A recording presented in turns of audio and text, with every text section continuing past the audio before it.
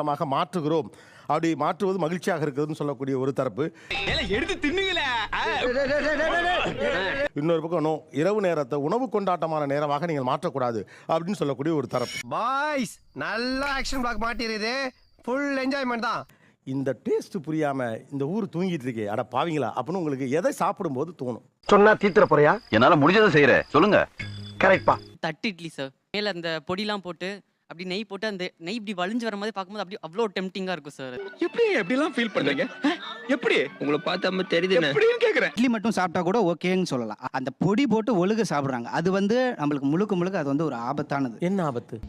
மாட்டுனாடா மானஸ்த, இது அபாண்டமான குற்றச்சாட்டு. இட்லிங்கிறதே சிறுதானிய உணவு. அரிசி எப்ப சிறுதானியத்துல சேர்த்தீங்க? என்னடா கற்பனை உலகத்தில் இருக்கீங்களா? எங்கடா நடந்துச்சு இதெல்லாம்? ஏய், அதையும் சேர்த்து விட்டாதீங்கடா. கிலோ 300 ரூபாய்.